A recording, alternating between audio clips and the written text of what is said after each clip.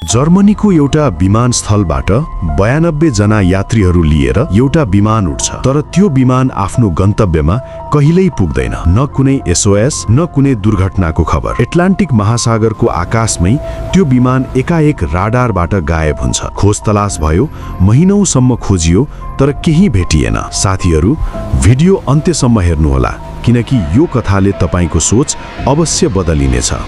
हाम्रो यो विशाल संसारमा यस्ता धेरै हवाई रहस्यहरू छन् जुन आजसम्म पनि सुल्झिन सकेका छैनन्। तर ती सबैमध्ये सबैभन्दा डरलाग्दो र रौँ ठाडो बनाउने घटना हो सान्टियागो एयरलाइन्स फ्लाइट 513 को।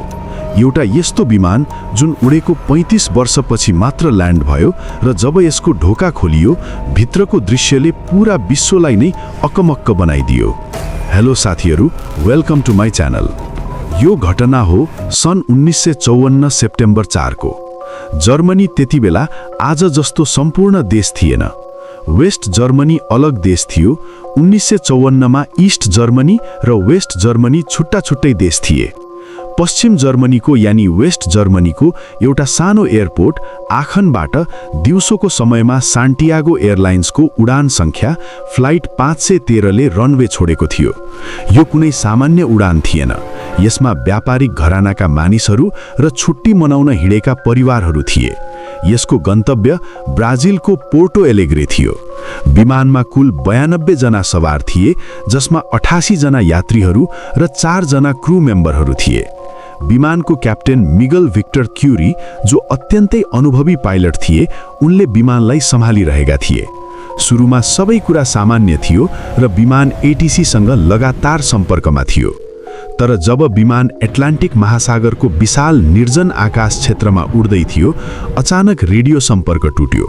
राडारबाट विमानको सिग्नल एकाएक गायब भयो। कन्ट्रोल टावरले बारम्बार सम्पर्क गर्न खोज्यो, तर जवाफमा मात्र एउटा खाली कर्कश आवाज आयो। न कुनै दुर्घटनाको सन्देश आयो, न त कुनै विस्फोटको खबर नै आयो। 88 जना यात्री र चालक दल सहितको त्यो विशाल विमान हावामै विलीन भयो। ब्राजिलको एयर ट्राफिक कन्ट्रोलले बारम्बार प्रयास गर्दा पनि उताबाट एउटै मात्र आवाज आउँथ्यो, जो चाहिँ रेडियोको स्ट्याटिक साउन्ड थियो। त्यो समयमा राडार प्रविधि आज जस्तो आधुनिक थिएन। तैपनि खोजी दलले महिनौसम्म समुद्रको कुना कुना खोजियो, तर न तेलको दाग भेटियो, न विमानको कुनै टुक्रा, न त कुनै शव। फ्लाइट 513 एउटा यस्तो रहस्य बन्यो जसलाई समयले बिस्तारै बिर्सदै गयो र 2 वर्षपछि 1956 मा खोजी कार्य आधिकारिक रूपमा बन्द गरियो र सबैलाई मृत घोषित गरियो। समयको चक्का घुम्दै गयो र यसरी नै 35 वर्ष बितिसकेको थियो। सधैँ जस्तो एयरपोर्टमा कर्मचारीहरू आफ्नो नियमित काममा व्यस्त थिए। 12 October 1989, Porto Alegre airport. Radar स्क्रिनमा अचानक एउटा सिग्नल देखा पर्छ। राडारमा स्क्रिनमा एउटा यस्तो विमान देखियो जसले सबैको होस उडाइदियो। एटीसीका कर्मचारीहरू अलमलमा परे, किनकि राडारमा एउटा अनआइडेन्टिफाइड विमान थियो जो एयरपोर्टतर्फ बढिरहेको थियो, जसले न कुनै अनुमति मागेको थियो, न त रेडियोको कुनै जवाफ नै दिइरहेको थियो। त्यो विमानको डिजाइन यति पुरानो थियो कि एटीसीका कर्मचारीहरू झुक्किए। यो कुनै विन्टेज प्लेन शोको हिस्सा हो कि भन्ने उनीहरूलाई लाग्यो। यो एउटा पुरानो प्रोपेलर भएको विमान थियो। रनवे खाली गरियो र सबैको आँखा अगाडि त्यो विमानले कुनै पनि मानवीय सहयोग बिना रनवेमा एकदमै सटिक ल्यान्डिङ गर्यो।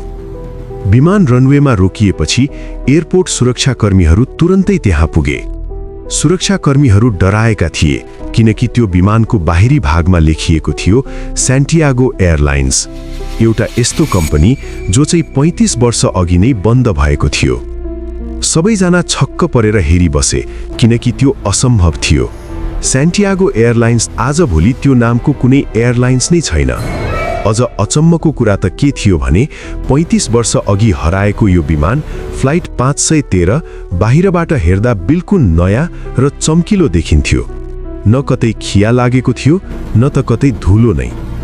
विमान रनवेमा रोकिएपछि पनि त्यसको इन्जिन अझै चलिरहेको थियो। जब सुरक्षाकर्मीहरूले विमानको ढोका फोर्स ओपन गरे, तब भित्रको दृश्य देखेर उनीहरू कतिपय त बेहोस नै भए। विमानका 88 यात्रीहरू आफ्नै सिटमा थिए, सिट बेल्ट बाँधिएको अवस्थामा। तर ती सबै कंकाल बनिसकेका थिए। कसैको हातमा 35 वर्ष पुरानो ताजा पत्रिका थियो त कसैको अगाडि खानाको ट्रे। तर सबैभन्दा हृदय विदारक दृश्य त ककपिटमा थियो। क्याप्टेन मिगेल विक्टर क्युरीको कंकाल अझै पनि पाइलटको सिटमा थियो र उनको कंकाल बनेको हातले अझै पनि विमानको कन्ट्रोल व्हीललाई बलियोसँग समातिरहेको थियो, मानौ उनले भर्खरै विमान ल्यान्ड गराएका हुन्। यदि पाइलट मरेर कंकाल बनिसकेका थिए भने विमान कसले ल्यान्ड गरायो? के त्यो विमान अटो पाइलटमा थियो? तर 1954 को प्रविधिमा त्यति सटिक ल्यान्डिङ सम्भव थिएन। के यो कुनै घोस्ट फ्लाइट थियो? यस घटनाले विश्वभरिका वैज्ञानिक र अनुसन्धानकर्ताहरूलाई दुई धारमा बाँडिदियो। पहिलो थ्योरी थियो टाइम वार्प, समयको सुरुङ। के फ्लाइट 513 अन्जानमा एउटा यस्तो वर्म होलमा पस्यो जहाँ समयको गति पृथ्वीको तुलनामा स्थिर या ढिलो थियो? हुन सक्छ ती यात्रुहरूका लागि मात्र केही मिनेट बितेको थियो, तर बाहिरी संसारका लागि 35 वर्ष। दोस्रो थ्योरी थियो प्यारलल युनिभर्स। के यो विमान अर्को संसारबाट हाम्रो संसारमा झुक्किएर आयो? कतिपयले यसलाई ब्राजिल सरकारको सिक्रेट एक्सपेरिमेन्ट पनि भने, तर आधिकारिक रूपमा सरकारले यस घटनालाई कहिल्यै स्वीकार गरेन। यो घटनापछि ब्राजिल सरकारले सबै प्रमाणहरू गोप्य राख्यो। अब कुरा गरौँ यो कथाको वास्तविकताको। अनुसन्धान गर्दा एउटा अचम्मको तथ्य बाहिर आयो। यो कथा पहिलो पटक 1989 मा वीकली वर्ल्ड न्यूज नामको एउटा ट्याब्लोइड पत्रिकामा छापिएको थियो र त्यो पत्रिका आफ्ना काल्पनिक कथाहरूका लागि कुख्यात थियो। तपाईलाई के लाग्छ, यो एउटा कल्पना मात्र हो कि कतै लुकेको सत्य? कमेन्टमा पक्कै लेख्नुहोला। धेरैले यसलाई दबाउने कोसिस गरे पनि एउटा कुरा सत्य हो। कथा अनुसार यो विमान 4 सेप्टेम्बर 1954 मा वेस्ट जर्मनीबाट उडेको भनिन्छ, तर आधिकारिक अभिलेखहरूमा यस्तो उडानको स्पष्ट प्रमाण भेटिँदैन। धेरै अनुसन्धानकर्ताहरूका अनुसार यो कथा सम्भवतः एउटा अर्बन लेजेन्ड हुन सक्छ।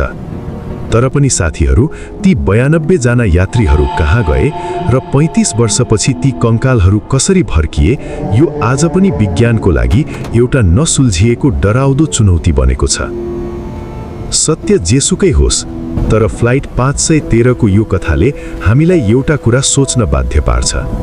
के यो ब्रह्माण्डमा हामीले नबुझेको अझै धेरै कुराहरू लुकेको छ? सायद यो केवल एउटा अर्बन लेजेन्ड हो, तर एउटा प्रश्न अझै बाँकी छ। यदि समय साँच्चै मोडिन सक्छ भने, यदि कुनै दिन कुनै हराएको जहाज अचानक फर्कियो भने के हामी त्यसका लागि तयार छौं? साथीहरू, भिडियो मन पर्यो भने लाइक गर्नुहोला र यस्तै रहस्यमय कथाहरूका लागि मेरो च्यानल कस्तो कस्तो 67 लाई सब्स्क्राइब गर्न नबिर्सिनुहोला। यस्तै रहस्यमय र डरलाग्दो भिडियो लिएर फेरि आउनेछु। See you in the next video. Thank you.